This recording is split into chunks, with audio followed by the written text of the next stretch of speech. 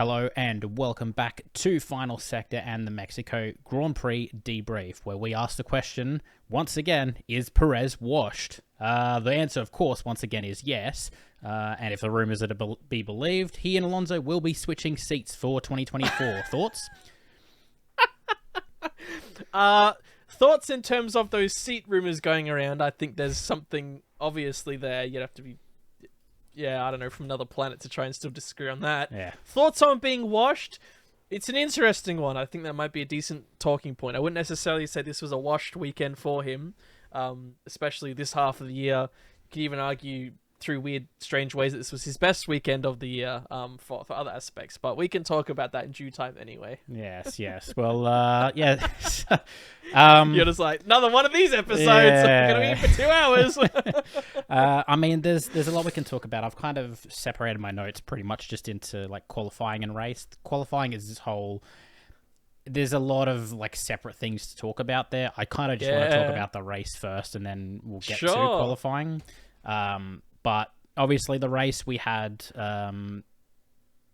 again, get to it. We had the Ferraris starting 1 and 2, which I don't think either of us expected going from our preview. I don't think anyone ever expected. I don't think Ferrari expected. No, true. Yeah, I think they were pretty surprised that they were starting there. But Max did what Max does, and as he did, was it last year where he went from P3 to P1 by T1, and the rest was kind of history with that. So, well done, Max. But behind him, there was actually quite a lot going on. Well, I guess beside him, there was a lot going on as well. Behind him, adjacent to him. Yeah. Both Red Bulls actually got a really, really good start off the line, which I read that apparently Red Bull have...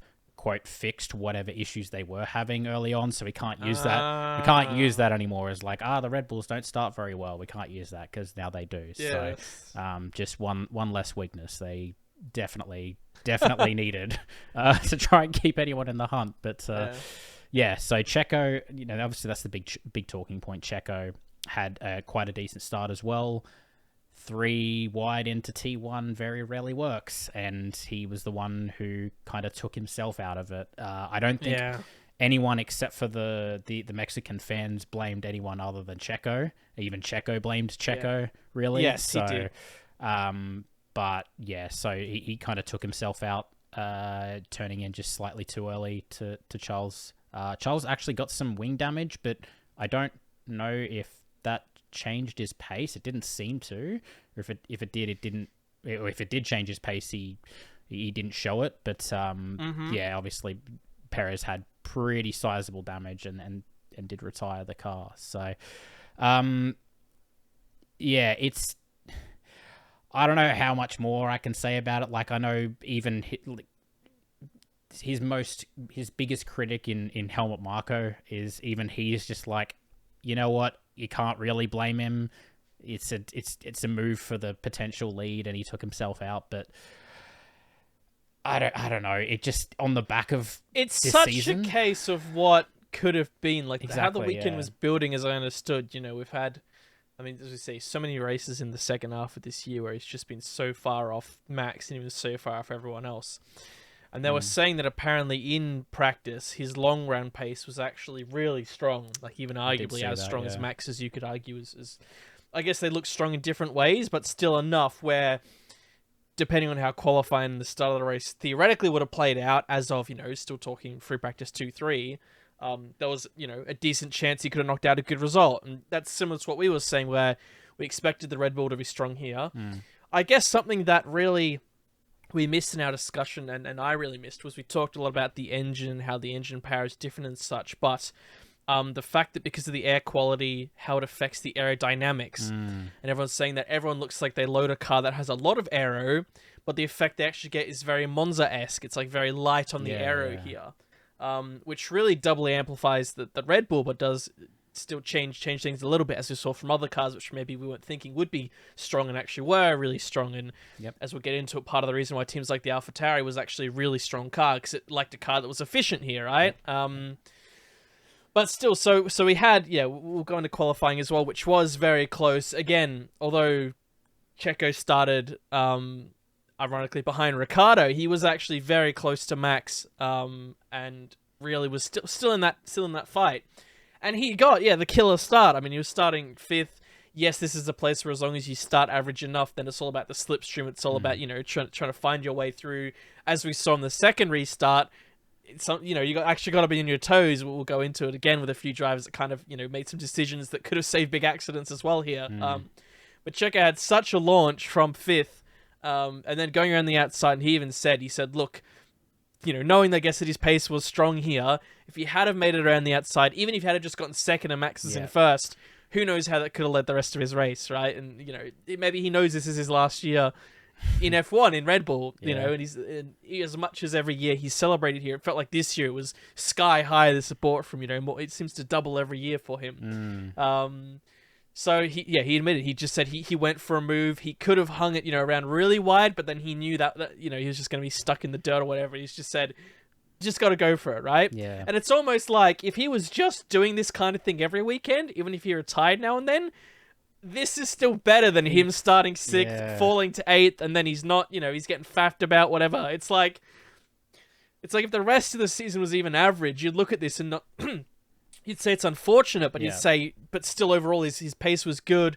He went for something, which was always what the critics said about Gasly and Albon in the past in that car, was that they never just went for something, and that, so this was almost like, if he just did this more often, that would be fine, even if it crashes now and then. But it's just a shame the one time he seemed to have a weekend that was coming together. And it just goes to tears. Slightly misjudge it, and that's all she wrote. I know, yeah. And it was probably fortunate for Leclerc that, as we say, he got that damage, and that's what I mean by the error, where they're even saying the error matters so little that, for all we know, it could have even helped him a little bit. It's it's that kind of thing where sometimes it could change things differently. So that's why even though we saw it was basically the whole end plate flew off, which at some other circuits, is like game over, we need to box. We're just, it's undrivable. But here he kind of said, I don't notice anything is wrong. So, so Haas would have been like, give him the meatball flag. This is bullcrap. Every other car is allowed to stay out except for us. Yep. So that was funny. But, shame. Again, shame for Perez. And even, Leclerc afterwards was saying he feels, bad because it was his home race. He's like, he tried to get out the way.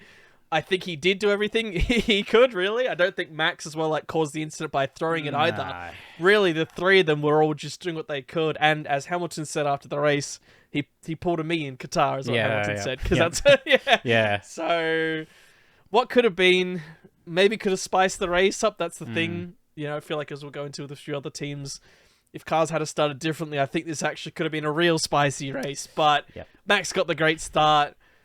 The Ferraris then didn't really have it, which just meant that Max got that lead, and then we were just looking for the fight for P2, P3 again. So, classic 2023 race. yes, it definitely was. But I mean, if you did mention some of those drivers that were sort of out of position, I want to talk about, and obviously a lot of people talking about Lando Norris. He started P18, 17 after penalty, something like that.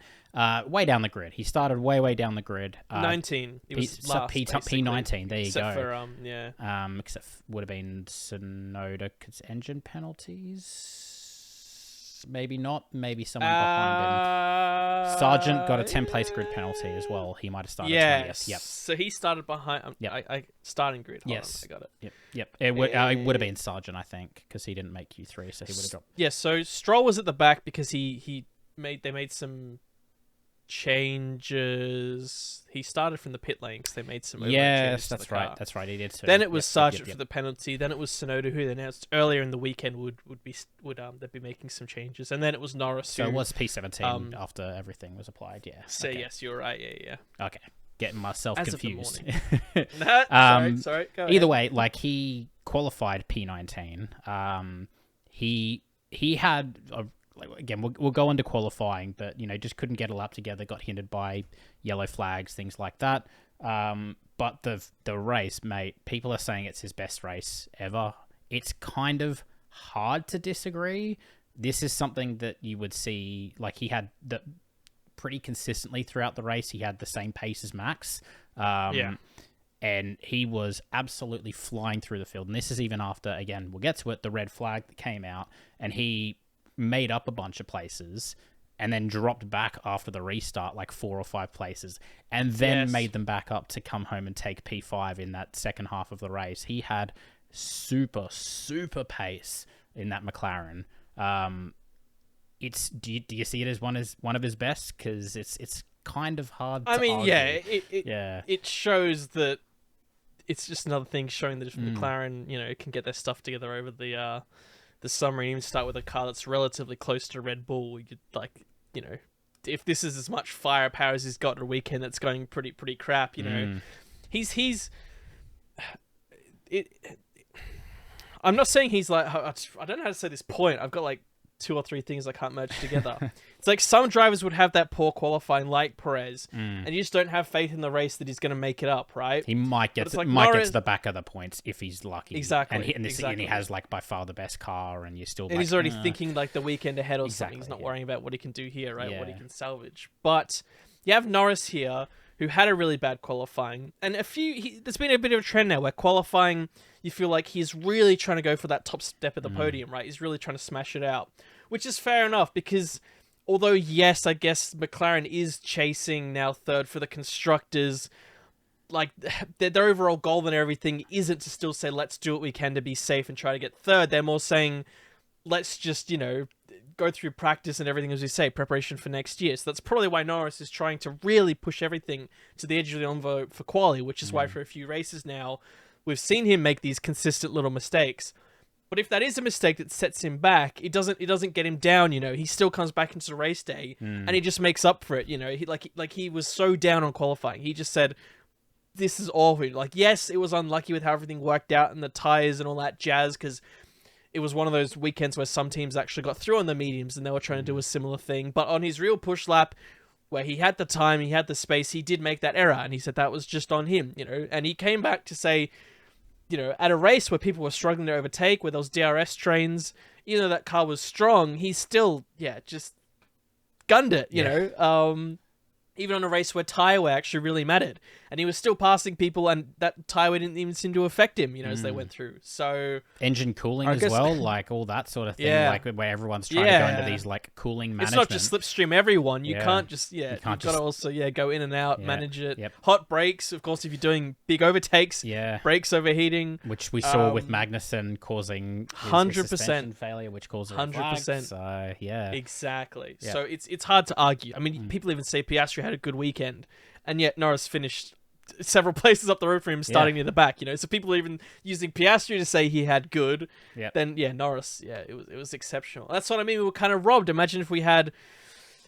We'll talk about it. I feel like Ferrari starting P1 was really bad for this race. If it was like Hamilton, Max, Norris, like as 1, 2, 3, that would have been or great. Perez 4. Who knows what the hell would have happened, right? It's like those damn Ferraris can qualify, but they're crap in the race. They ruin it. They just act as a cork, and everything just gets split out. Just get them out of there. Stop qualifying on pole. Just set your car up for the race. Please. Claire's got this dumb record now where it's like 10 races without a win from pole. Please just learn from Red Bull, please. I know. Do what Red Bull do. Different topic, but yes, it's exciting, as I say, if we're hoping things continue to close up. Norris is on it. Hamilton will get into, again, really on it. Who knows what the future could store, right? There could be something cooking here that's going to pop off and be bloody brilliant for the next few years. And the fact that there's multiple teams, like it's drivers from multiple teams as well. It's not just like one from one team or one from another or 2 teammates like it has been in the past. It's like it could be 3 or 4 teams that are in there, which is, it's exciting times. But well, I guess we'll talk about qualifying. We've already alluded to it. Sure. I don't actually understand how Ferrari managed to get that one too, because I was watching qualifying. I watched FP1, 2, and 3 as well. Like all of qualifying just confused the hell out of me. Like particularly Q3, like even Q1, Q2, and all of practice, Ferrari looked absolutely fucking nowhere. Like nowhere. And then they do one run. As expected. Yes, exactly. Which is where like, no, it's fine. That was by the book. In our preview, we were like, no, this is generally one of their weakest tracks. So this is what we're expecting. I'm just like, you know what? That's fine. This is where they're supposed to be. They do one run, their first run in Q3. Not even their second run, their first run. Both of them get P1, P2, faster than Max. Max can't beat it in his second run either, and neither can the Ferraris. They're both like 6 or 7 tenths off on their second runs on fresh tires. It's like, what? How did you do the first lap? How did you both manage to do the first lap out of nowhere? Power of absurd, just something, yeah, mojo juice, who knows? So strange. I just don't get it. It's like, it feels like it was. I mean, obviously the race was pretty strong, but it feels like literally the only lap of the weekend where they actually showed anything. One lap. And it was to get them P1, P2, like you said, potentially ruined what could have been a really good race. Yeah. But it's so strange. It's just so strange. I don't know if you have any insight to that. I just thought it was. No, I don't know. I was sitting there scratching my head afterwards, like I don't get it. Yep. I don't know either. It's all the other stuffed up. Yep. It could just be that. I think we saw that actually it was really hard to get a really consistent lap here. That's the reason why Norris struggled and other drivers struggled as well. So I think it was just so tough to get a good lap. Even Albon, who looks very strong all week and went to quali, and we was having horrible pace, and he's like, we'll literally change nothing. And we saw so many cars through that second sector, which you get some great shots here. I realize as well, because there's so much less aero coming from the actual aero, or downforce coming from the aero rather, that the what do they call it, the mechanical grip from the tires matters so much. And you see them in the slow-mo going through that snake section, and how much the tires are like stressing and straining, and that's why they slip all over the place, and that's why it was even more important here to get a good warm-up. It's part of the reason we'll go into why people were customizing gaps in the pit lane and faffing around with it, because it's like you needed to get it dead on, otherwise you were like Albon and Norris going tires slightly out of degrees and then no confidence and no mechanical grip, and you can't get any pace out of it whatsoever. And maybe the Ferraris just started on the right temperature, just had the right slipstream maybe, and just finessed it, got around, it right. Yeah, I think it's just credit to them both. Maybe, I think Ferrari again, if they get a good car, we know they've got two good competent drivers, and this showed that that when they get it together, both of them, they can do something magical. It could have been that even on their second runs as well, which is why they couldn't replicate it. Maybe they're just slightly overdriving it for that second run. Maybe. Exactly, yeah, because they already know they've booked it in, and to get something even special, they've got to balls to the walls. Yeah, which just doesn't work here. So, yeah, I mean, one driver who you said it was really hard to find consistent laps. One driver who did manage consistently to get good times all through qualifying was Daniel Ricciardo, who in all 3 qualifying sessions just looked $1 million, like qualified P4 obviously, as you said earlier, and I think he outqualified. One of the notes I had was that he outqualified Perez in Q1, Q2, and Q3. Like he just has the magic touch around here. And just could eke out a really, really strong lap here. Yeah. Obviously P4 is incredibly strong. It's a little bit disappointing that because Tsunoda already had he already knew he was starting from the back of the grid, he did give him a tow Q1, Q2, but he got that P4 on merit. But it's kind of disappointing we couldn't see him compared to Tsunoda. We still haven't had a good comparison between the two of them since Danny Rick came back. Yeah, so it's a little bit disappointing. And even in the race, it's like they both ran very, very different races, so it's kind of hard to compare them. But, I mean, in their own way, they both sort of had, I think, really promising races. I think I don't know if, again, it's so hard this season to be like, oh, AlphaTauri, look, they've found something, or their upgrades have done something. It's like, but is it just because we're at Mexico and next weekend they're going to be nowhere? Like, it's probably a big thing. I think when we talked about car efficiency, their car apparently was just set up really well. Right there. We saw that with the fact that Tsunoda even started near the back. He made that error near the end of the race, which was a shame. But even he, like compared to Norris, the two of them were always moving through the field together. They were both faster than Max when they were going through. Yeah. Yes, was very strong, and Ricciardo was different. I think I would argue. God, it's really hard to say the performance of the cars. I think the Red Bull was the quickest car this weekend. The McLaren probably second quickest. I'd even put that AlphaTauri ahead of the Mercedes overall, because I think Lewis I think Lewis gets some credit in that he was doing really well here. Russell really struggled all weekend, which I think showed that Hamilton was flattering the car a bit with how amped up and well he was doing and some good passes he made. So, and I think even Ricciardo, if he had have actually been in here for a few races, probably could have even done something even better today. The fact that this is what he did. This is his first real race weekend where he's actually had the free practice time to set up the car as he wants. We saw him, there's been a lot of good content coming out about Ricciardo, basically analysis on him since he's returned, since Austin. And Austin, although he was fairly alright most of the weekend, his performance was mainly just due to circumstances out of his control. We talked about it last time, how he had some blockages and such, which he couldn't have done anything about. But into that weekend, because it was a sprint weekend, he had to use basically Yuki's default setup. And he and Yuki like to drive the car very differently. And this is a car where actually it can be set up quite differently, which is part of the reason why he's enjoyed coming back here, because Yuki likes it one way, Ricciardo likes it the other way, and the car can cater for both. And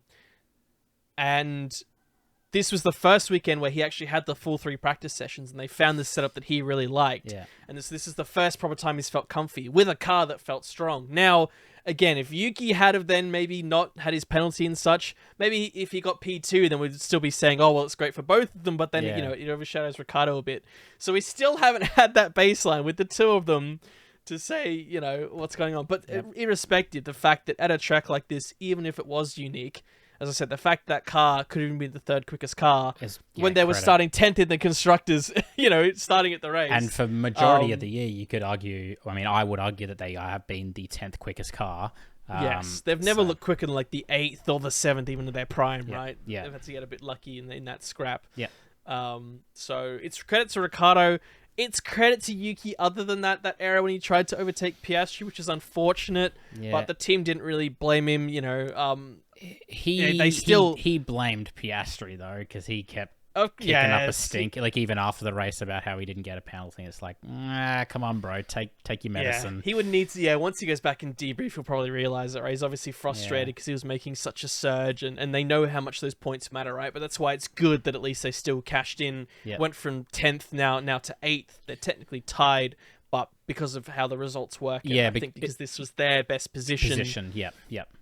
They do technically follow ahead. So that's I think people are calling it it's like the $20 million race result for them, because that's the difference in cash they've got now. Yeah. And if you're Haas or Alfa Romeo or even Williams, you're looking at this going, I think Williams definitely. Yeah, these last 3 races, that's almost, like we have this P2 fight and P3 fight, but it's kind of, I think, playing out, the results as they are probably going to stay as is. But this fight is intense as anything, so again, but AlphaTauri, we said this last time, a team that's maybe got that push behind their step are going to use this. A team like Haas or Alfa Romeo are going to be like, well, crap, what can we, bollocks. Especially considering Alfa Romeo as well. I think that was it the first time this year they got both cars into Q3, and they looked like they had really good pace, and they had okay pace in the race. I think they both kind of got a little unlucky of the red flag timing, because I think they both pit like a lap or a few laps before the red flag, where they would have been able to get a free change. So and then obviously Bottas had his slight brain fart at the end of the race anyway, which gave him even if he wasn't the points, that would have taken him over. Train of cars that were faffing about. So but I think that like you said, that fight down the order is going to get very interesting, particularly if AlphaTauri, like I mentioned, if it is more than just track specific things, like maybe it's like a bit of column A, bit of column B, and it's just like you say, if they are arguably the 3rd fastest car here, you wouldn't expect that going forward, but maybe this could mean they could be the 6th fastest car at Brazil, which is already a big car step that's going to cash in the P9, P10, really. If they get that even for the next 3 races, that could be enough. If they're fighting with like Aston's Alpines for those minor points, then you know what, that's a big step up for them. And 100%. And again, with a sprint weekend as well, if they can sneak into sprint points, there's only 10 points I think between them and Williams, so that'd be not a tremendous gap, especially when you consider how much you can score if you just sneak above those. You want to know? few places. You want to know what else is a pretty small gap? Is the one between Perez and Hamilton, which has just come down to 20. Yes. Again, if Perez hadn't gotten lucky last weekend, then yes, it's still just even. Yeah. Yep. Again. Yep. I don't know. I was gonna say. What's more to say? But on the weekend, he probably is gonna have his best performance. It's also a shame. Like again, if this was just in a vacuum, as I say, there's still some positives you could take from it. But yeah, there is huge ramifications to that P2. The fact that he didn't finish here. So even if you have just cashed in a lazy P4, P5.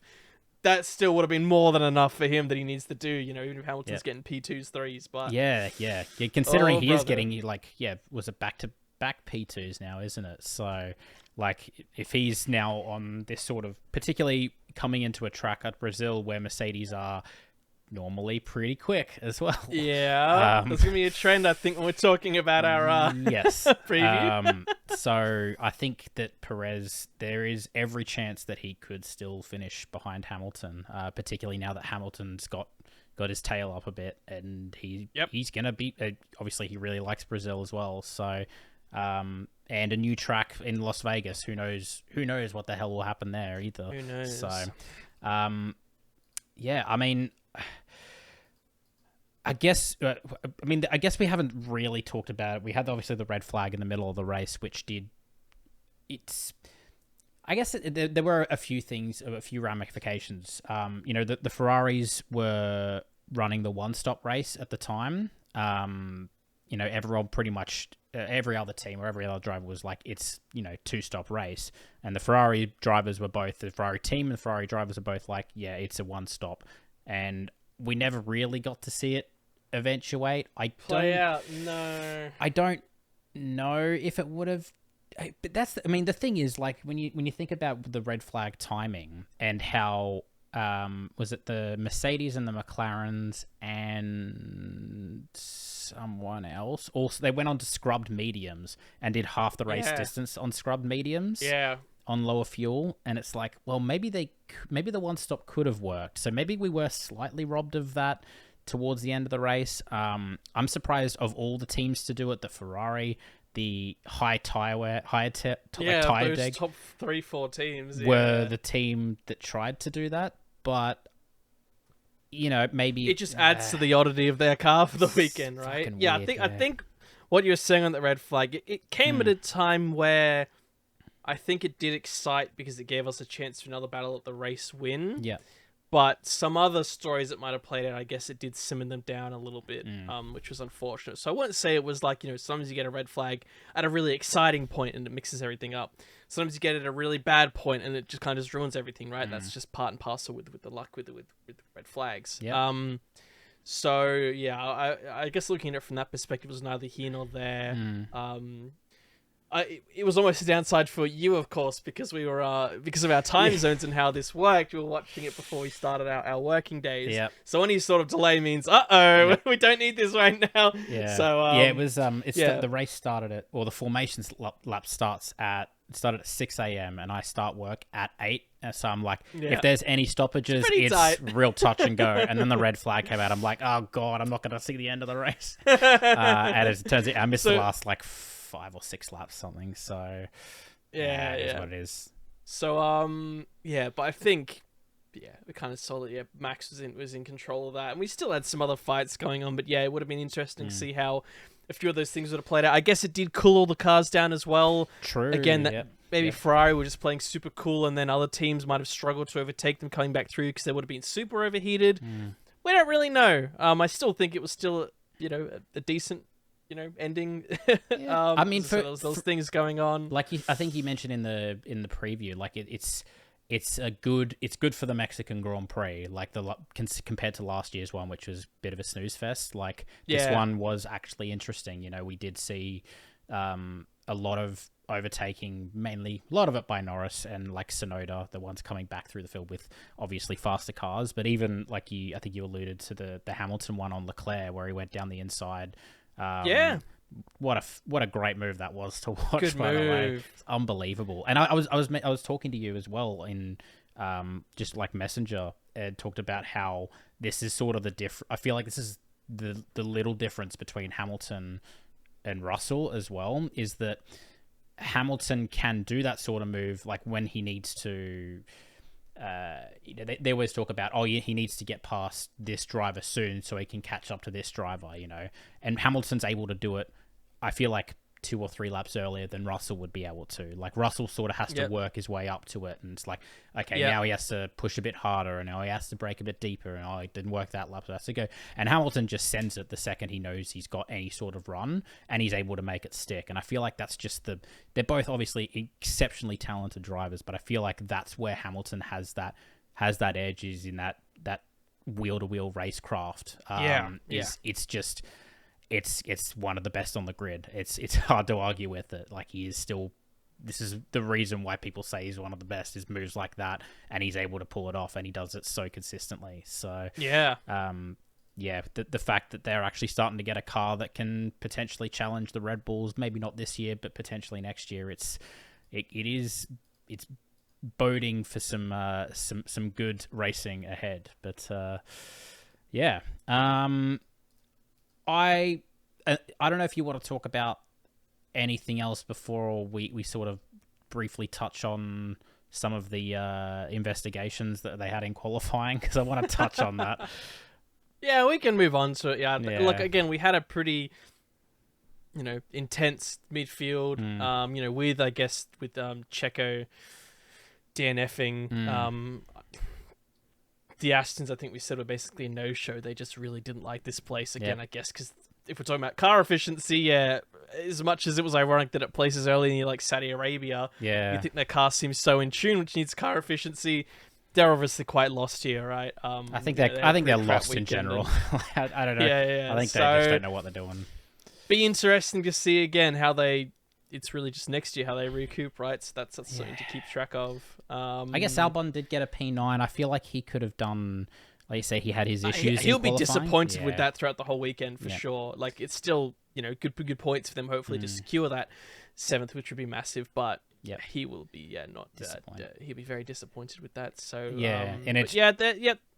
go on. I was going to say, just on a track that, again, all throughout all the weekend up to qualifying, he looked really strong. He should have been in Q3, and then track limits meant he got knocked out, which is why we had Zhou in the top 10. So that definitely hurt him as well. I feel like he could have been running higher up if, because he looked, the pace he had in qualifying, I feel like in the race he did whatever they did, or if they've just found the right whatever, he did look a little bit stronger in the race as well. So I think that's probably a missed opportunity for him. But, the fact that he still managed to score points regardless shows that they're doing something right. So yeah. Really punishing track limits. Like, it was just clear track limits. Yeah. That curb is interesting because the drivers were saying you really need to take a lot of that curb, and the car, especially in quality, can look very clumsy because you have to set it up for a good run to 3. Yeah. It's like the more curb you take, you set it up better, but then the more of the curb you actually go over, so you unsettle the car more, you have more chance to damage it or just to completely unsettle it. So the fact is, he went for it and took more curb than obviously anyone else did, because no one else got track limits there, and it paid off for a good lap, but he got punished for it. It's just like, it's just unlucky how it worked out. You know, you feel bad for him that he went for it. It paid off at the time, but then you look at it and you go, actually, you look at a vacuum and go, you can't just cut. You're basically just cutting the corner, really. Like, it's a curve there, but still, it was a pure corner. You can call it track limits. This is more a corner cut, really. So so it makes it different to look at it that way. So unfortunate, but So again, we'll it's good to see at least things aren't simmering down towards the end of the year. Sometimes things simmer down, the title's over, but with so much to play for, I don't even pay attention to the drivers' standings, but I know there's so much close everywhere there. It's all the team standings. And something they've talked on a lot, especially with I don't remember who it was. I think it was Lance. Is saying that a lot of team personnel as well get bonuses based on how their side of the garage does, and why there's so much around Lance Stroll compared to Alonso, because they know Alonso's done so well, and Stroll, although Stroll the side team of the members garage can see about the that defect. Yeah. they can see that disparity. So it does matter, not just for the driver, but that can matter to team personnel as well. And investors, there's a lot of investment, of course, in it's Aston Martin still the brand. It is Lawrence Stroll there, but it's still a massive car brand that wants to see it do well. So it just means towards the end of the year we're still hopefully going to see everyone going balls to the wall at hopefully 3 good races, but we'll look to those anyway. But yes, that was all I wanted to say. I will let you take the floor to move into this next phase. Yeah, okay. So the FIA, or the stewards, I should say, had a field day during qualifying. There was a lot to go through.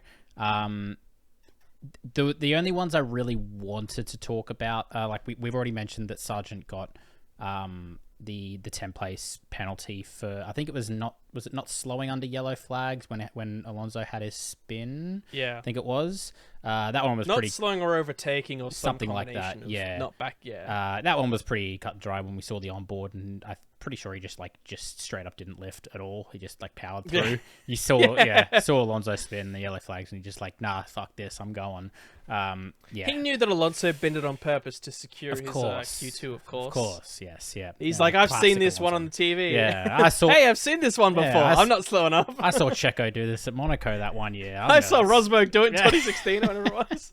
I saw Schumacher Schumacher got penalised. Maybe not him. Well, bad example. Scrap. We saw the Hamilton one was an interesting one because actually, even at the time of seeing it, I actually, for whatever reason, they had my eyes were really drawn to it. They had the track map up with where all the drivers were when the yellow flag, it was one of those where it was, the yellow flag came up and then for 2 or 3 seconds it went away and then it came back up again before it went away again. And at that moment, I looked up and Hamilton was literally right at the corner of the accident. And then they came up and noted that Hamilton was being investigated. Yeah. I'm like, he shouldn't get a penalty for that if the yellow flag has done that on track and on the thing as well. And as it turns out, I was right. It was, I don't know why I saw that, but I saw that. I'm like, I'm pretty sure he'll be okay. So I think even when they were in the zone, they even saying, look, they could see a slight lift. One of these strange ones where even you're in yellows, and sometimes if they just show a lift, which is an intent to slow down, then it's enough, because I guess they're being conscious enough to recognize it. There is a car. They've shown the track, some input, even if they're not slowing down that much. They're still not just ignoring it, which is the big thing. They say if it looks like you're ignoring it, that's bad, because if suddenly there's a car stuck in the road, if you're conscious enough for it, these are still F1 cars. They can slow very fast. They can turn very fast. So that's kind of why he got cleared, and plenty of others went through there as we saw it. It kind of drilled some of the excitement down that we had from that point with everyone going into their last lap. We got the classic guy near the front of the queue spins out. Yep. After all this faffing about in the pit lane and, all of that jazz where everyone's taking their time to set it up, and then it doesn't matter anyway. You should have just kept the car in the garage. And save the tyres. Exactly. Save the engine. That's the one I wanted to talk about is, this is a broader conversation, a wider conversation topic, but the big issue has obviously always been the reason why they brought in these minimum lap times for qualifying is to stop people backing up at in the third sector, and potentially ruining other people's laps, getting really in other people's way, and it's just general danger, exactly. And it just looks super clumsy. Not that this doesn't, of course, but this is what drivers have now resorted to, because I guess they have to, you say, they have to build that gap. Everyone obviously wants to come out. So you have one driver comes out, and then all of a sudden there's 20 drivers in the pit lane all vying for this position. They have to meet this minimum lap time. They can't slow on the track to build that gap on a track, particularly at this track where, as you say, running in any sort of dirty air at all is just you can't do it, and you have to bring these tires in so gently to even have that performance by the end of the lap, that this is the only option that they had. My point is that they didn't, I think it was Verstappen, Russell and Alonso all did this thing where they sort of either slowed really a huge amount or just stopped at the end of the pit lane holding up other drivers to try and build that gap. None of them ended up getting penalized. This is despite them saying at Singapore that not penalizing Max was the wrong decision. That is actually, good point, incorrect. Media all weekend have that wrong. Oh, they do? What that was attributed to, I think, was Max holding up Yuki during qualifying, and they said that was the incident that they should have done wrong. Everyone at Sky got it wrong. There's people on Reddit saying someone needs to tell them they've got it wrong because they're spreading misinformation. That was not the comment they made on it. They did note it, but that's not the one they said they should have done different. So, I didn't realize that. Yeah. No, I know. No one realized it. That's the problem. So it gave people the impression this was a bigger issue than it was, and people going, why didn't they get penalties? And that's why the FIA came out and they basically said, noted, we know we need to do something bigger picture. Yeah. We probably need to wait till the break. And of course, everyone's response to that was to say, well, hold on, that's not what you said at Singapore. But then you didn't get that back and forth of them saying, no, it's not. That was for the other incident. So I see. Okay. Come on, Sky. No one from their team realized and went, no, that's not what it's for. Damn. It was It got me again. I forgot about that until you just said it. I'm like, I read about it. I'm glad one of us did, because that would have been real bad if we uploaded but this. But that is very important as to why it was kind of pulled off without much discussion. Sure. Because logically, as you say, if they said it was a problem, then they'd look at it. Well, then it was like, well, we expected potentially many drivers to get penalties or notes, and yet it was only Sargent that got one, which is funny in the way because he was down there anyway. So it's like, well, that's bloody useless. It's like no one got one anyway. Sargent. So give him a penalty. Yeah, exactly. You have to give someone a penalty. Give Who's it to that bloody Sargent. American? So yeah. Okay, no, that makes more sense now. Yeah. And it was fortunate that no one I think this would have been a much bigger deal if a driver couldn't get their lap time in because of this, right? Everyone still had whatever year it was. Yes, the Monza thing, and even when you looked at like the closest example we have, I think, is 2000 and I think it was 7 or 8 when Alonso and Hamilton were teammates, and there was Hungary where they were faffing about, and Alonso held in the pits so Hamilton would lose his lap. That's right. Different thing, but still similar enough, where if they had have held and someone could have missed their lap, they didn't have a way to get through, that would have been bad. In reality, there's other drivers, although it's not ideal to sit in the pit lane, they still would have waited to get some kind of gap anyway. I mean, the others kind of left, but they then kind of had enough time in their pocket to drive around slowly and still create the gaps anyway. So I think the FIA have said, obviously this isn't ideal, but there's a balance here, right? It's better than the alternative, Yes, we can't have Singapore where there's 3 cars wide and people are flying through and there's going to be a massive accident and all sorts, right? That's horrible. But it's also not ideal to have people parked up making, gaps, but then they need gaps. So it's like, I think the teams recognize it. None of the teams really came out to say this is a farce because they all just go, again, as you say, this is still better than maybe the alternative. Yeah, it's kind of a necessary evil at the moment, I feel like. Yes, and then you don't have people trying to pass each other on the track and get through and all that jazz, which causes so much faff about. You get a little bit of it, but not as much with this. So I think it's one of those which has to go to the off-season. We just get through the year. And then, they'll probably go back, look at bigger pictures, say to the teams, what do we need to do here, right? So we'll have to see. But it still looked quite funny. I think it's less farcical, at least. Like, it still looks clunky and a bit silly, but it's way, when you see those onboards of like drivers coming through on their fast laps and they're literally having to like slalom through like what feels like a traffic jam of drivers just to try and make it through in sector 3 where they're all just parked up trying to find space for their lap. Can you imagine a circuit like this? It would have been dire. They would all been through that parked on the side of the section. stadium. No chance. Someone would have crashed into someone. And we even had those close calls with the Ferraris in was it practice or was it Q3? Where they had close calls with traffic, one with a Haas and one with an Aston Martin. The signs actually spun. Oh yes, when that's Lance right. was there too. Yep, I remember those. So traffic was already an issue, and yet we didn't have this queuing thing. So who knows how much of a problem it could have been. Yeah. But like I said, it's a broader talking point. Like I said, maybe even like post-season we can sort of discuss. I think so. The idea of topic. it a bit further. Yeah, we can maybe have a think on what we'd suggest to do for it. If you have any thoughts about what you would do, leave them in the comments, and maybe we'll send them to Mr. FIA. Domenicali, and we'll take your credit. Mr. Domenicali. But yeah, no, that's. I mean, I had other things, but I feel like we've covered all the bases pretty much. But honestly, like it wasn't wasn't too bad for the MAXican Grand Prix. Wow, that's what we should call this video. The MAXican Grand Prix. The Mexican Grand Prix. God, what a I'm glad I got that one. That's going on the thumbnail. Yeah, but that's it was pretty good for the Mexican Grand Prix. And I think it again just proves that it is so close. And I think Brazil will be fascinating to see, particularly being a sprint weekend as well. Hope so, yes. Yeah, but we will see. Stay tuned for that, for our preview for the Brazilian Grand Prix. Hopefully this one comes out before it. We are recording this probably a day or two later than we normally would, so if it does come out maybe the day after, then that's just how it is. But yeah, if you have watched this, then maybe go back and watch the Brazilian preview. Or going back to Mexico. or wait a few hours that it'll be out and then watch it then. There's triple headers doing my head in. I don't know what week it is anymore. Where are we? But yeah, Who are you? Stay tuned for that. Thanks everyone for listening and watching, and we'll see you very, very soon. Take care. Ciao.